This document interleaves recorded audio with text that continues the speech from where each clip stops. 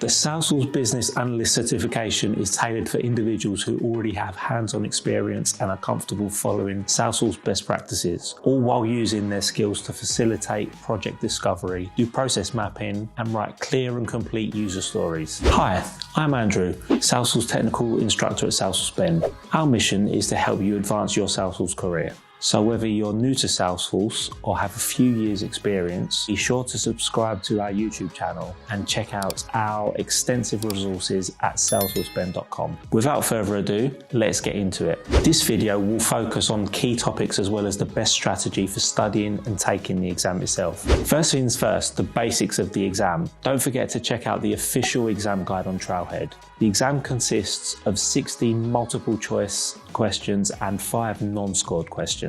You will have 105 minutes to complete the exam. The passing score is 72%. The exam costs $200 to take and retakes are $100. The exam can be taken online or in a test center. There is a prerequisite of having passed the Salesforce Administrators certification to take this exam. This exam is specifically designed for Salesforce Administrators or Business Analysts who are comfortable with Salesforce's capabilities in order to understand business needs and challenges, particularly to collaborate with stakeholders and others on the project team towards a successful delivery. If you're hoping to transition into a business analyst position in the Salesforce ecosystem, become more comfortable with the process of requirements gathering and stakeholder management, or simply prove that you already have this knowledge, this is certainly the certification to take you one step closer to your goal. Salesforce exams are made up of different topics, each with different weightings.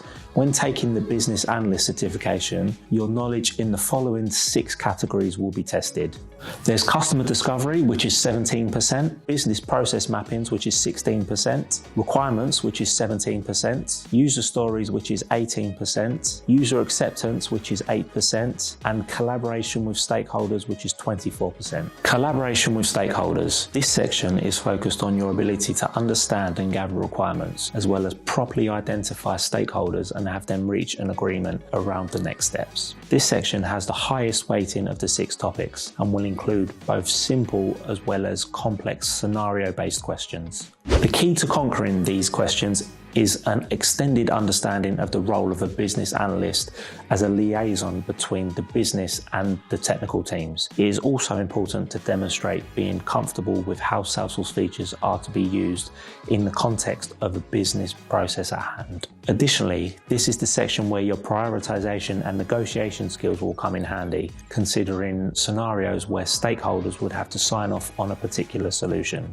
Customer discovery and requirements. These 2 sections total 34% of the exam, and in my opinion, there is quite a bit of connection between the 2. The customer discovery section will test your knowledge of the responsibilities of a business analyst and how you can successfully map out the current state of a customer system, along with potential areas for improvement. On the other hand, the requirements in the requirements section will focus on how you combine the ideas that came out of the conversations with stakeholders about room for improvement and change which will form the future state, properly document them in a version-controlled solution and prioritize them. Business process mapping. While it may sound simple, successfully mapping complex business processes can prove quite challenging, especially when there are a lot of systems and stakeholders involved. This section of the exam is made up of questions related to best practices around process documentation, obtaining the requirements, defining scope and resources for the future state, and how you should divide the processes at hand into small manageable bits. User stories and user acceptance. Yet again, 2 sections which highly depend on each other, summing up to 26% of the total questions. Properly documented user stories as well as how user acceptance is conducted during a project can make a huge difference for its success. Questions in the user stories section will be related to how and where user stories be created and stored, what the acceptance criteria is, and how it differs from the definition of done, and what components a good user story is made of. The user acceptance section will focus on how a business analyst should prepare the test plan and guide UAT and potentially mitigate risks through go, no-go decisions if requirements are not met by the solution at hand. Hopefully, this video has given you an insight on what you need to do to prepare to ace the Salesforce Certified Business Analyst exam. Check out our full study guide and tips, which contains additional useful resources. You'll find the link in the video description. Don't forget to like, comment and subscribe to stay up to date with the latest content from Salesforce Ben.